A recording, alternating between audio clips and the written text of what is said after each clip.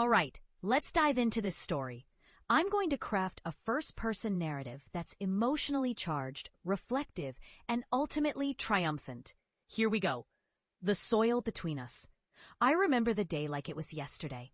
The day I was told my career was over, my dreams nothing but foolish fantasies. I was standing in the pristine, white-walled laboratory of the prestigious AgriTech Institute, my hands trembling as I held the termination letter. The words blurred together, but one phrase stood out. Your theories are unconventional and unsupported by current scientific consensus. Translation: you're a disgrace to the Institute and we want nothing to do with you. My colleagues, the ones I had trusted, the ones I had shared my ideas with, had turned against me. They had taken my research, my life's work, and twisted it into something ridiculous. They had laughed at the idea of using fungi to regenerate urban soil. Hipster nonsense. They called it a pipe dream, they sneered. And the worst part? My own family had echoed their sentiments. You're embarrassing the family, my father had said. You're throwing away your future, my mother had cried. You'll never amount to anything, my siblings had whispered behind my back. But I refused to let their doubt define me. I packed up my things, left the institute, and moved to the heart of the city, where the soil was barren, the air was thick with pollution, and the people were desperate for change. I started small, in a tiny apartment with a patch of dirt and a few bags of fungal spores. I worked tirelessly, day and night, nurturing the fungi, studying their growth, and perfecting my techniques. I faced ridicule and skepticism at every turn. People laughed at me, called me crazy, told me I was wasting my time. But I didn't care. I had a mission, a purpose, and I was determined to see it through. Years passed, and my work began to gain traction. I started small projects, transforming neglected lots into lush, green spaces. I educated the community, taught them about the power of fungi, and showed them how they could use it to revitalize their own neighborhoods. Slowly but surely, my efforts began to pay off. The barren lands started to bloom, the air grew cleaner, and the people started to take notice. One day, I received an invitation to speak at a major environmental conference. It was a big deal. A chance to share my work with the world. I accepted, eager to spread the word about the power of urban ecological restoration. As I prepared for my speech, I thought about my family, about the way they had dismissed me, the way they had laughed at my dreams. I wondered if they would ever see the error of their ways, if they would ever acknowledge the work I had done. The day of the conference arrived, and I stood on the stage, looking out at the sea of faces. I saw scientists, environmentalists, politicians, and activists, all eager to learn about my work. And then I saw them, my family. They were sitting in the front row, their faces a mix of shock and disbelief.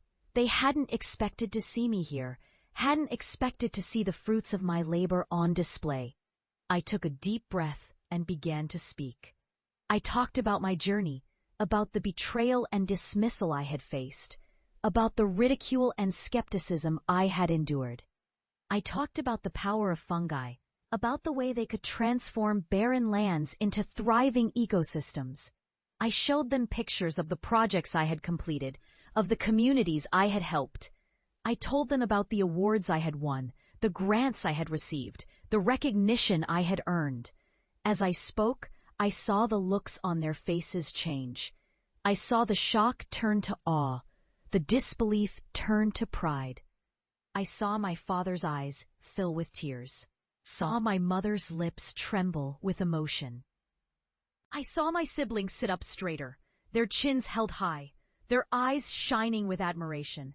When I finished my speech, the room erupted in applause. People stood up, cheered, clapped their hands, and my family? They were the loudest of all. They stood up, clapped their hands, shouted their praise. They came up to me after the speech, hugged me, told me how proud they were of me. They apologized for their past behavior, for their doubt and derision. They told me they had been wrong, that they had underestimated me, that they had failed to see the vision I had. I forgave them, of course. I understood that they had been influenced by the skepticism and ridicule of others, that they had been blinded by their own fears and insecurities. But I also knew that I had proven myself, that I had shown them the power of my work, the value of my dreams. I had reclaimed my voice, my dignity, my worth. And I had done it through the dirt, through the soil, through the fungi that had become my lifeblood. In the end, my story is one of triumph, of resilience, of redemption. It's a story of a woman who was betrayed and dismissed, who was mocked and ridiculed, who was told she would never amount to anything. But it's also a story of a woman who refused to give up, who refused to let doubt and derision define her, who refused to let her dreams die. It's a story of a woman who transformed barren lands into thriving ecosystems, who revitalized dying city landscapes, who reclaimed her voice through the dirt. And it's a story that proves that even in the face of betrayal and dismissal, even in the face of ridicule and skepticism, even in the face of doubt and derision, we can still achieve our dreams. We can still make a difference. We can still reclaim our worth. We can still transform the world, one patch of dirt at a time. This story is a powerful tale of betrayal, resilience, and ultimate triumph. It's a story that will resonate with anyone who has ever faced doubt or derision, who has ever been told they would never amount to anything. It's a story that proves that even in the face of adversity, even in the face of betrayal and dismissal, we can still achieve our dreams and reclaim our worth.